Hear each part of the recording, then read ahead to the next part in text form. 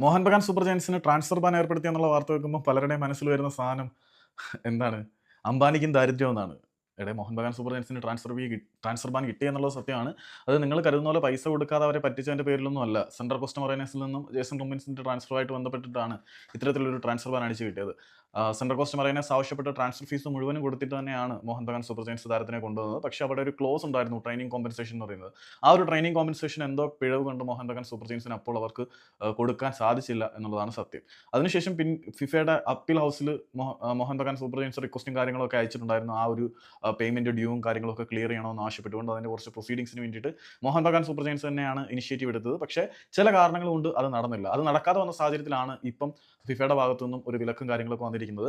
ഇത് നിങ്ങൾ ഉദ്ദേശിക്കുന്ന ഒരു അത്ര വലിയ എമൗണ്ട് ഒന്നുമല്ല, ഒരു ചെറിയ എമൗണ്ട് ആണ്. ഒരു 10-15 ലക്ഷം രൂപ മാത്രമേ ഈ ഒരു കോമ്പൻസേഷൻ ഫീ ആയിട്ട് വരുന്നുള്ളൂ. ഏതായാലും ഈ ഒരു ആഴ്ചയ്ക്കുള്ളിൽ തന്നെ മോഹൻ ബഗാൻ സൂപ്പർ ജയൻസ് അത് കൊടുത്ത് സെറ്റിൽ ചെയ്യും എന്നാണ് അറിയുന്നത്. അതിപ്പോൾ നിങ്ങൾ കരുതുന്ന പോലെ അത്ര വലിയ പ്രശ്നമോ കാര്യങ്ങളോ ഒന്നുമല്ല. സെൻട്രൽ കോസ്റ്റ് മറൈനേഴ്സിന് ജേസൺ ഗോമസിനെ സ്വന്തമാക്കാൻ ആവശ്യമായിട്ടുള്ള മുഴുവൻ തുകയും കൊടുത്തിട്ടുണ്ട്. അവിടുത്തെ ഒരു training compensation clause Mohun Bagan super ജയൻസിന് എന്തോ ചില കാരണങ്ങൾ കൊണ്ട് ആ സമയത്ത് ഫുൾഫിൽ ചെയ്യാൻ സാധിച്ചിട്ടില്ല. അത് അവർ ഉടനെ തന്നെ ഫുൾഫിൽ ചെയ്യും. ബാൻ ലിഫ്റ്റ് ചെയ്യും. ഈ ഒരു ബാൻ എന്ന് പറഞ്ഞാൽ പുതിയ താരങ്ങളെ രജിസ്റ്റർ ചെയ്യാൻ പറ്റാതിരിക്കുന്ന ഒരു അവസ്ഥയാണ്. പക്ഷേ മോഹൻ ബഗാൻ സൂപ്പർ ജയൻസ് അത് ഈ ഒരാഴ്ച തന്നെ ക്ലിയർ ചെയ്യും.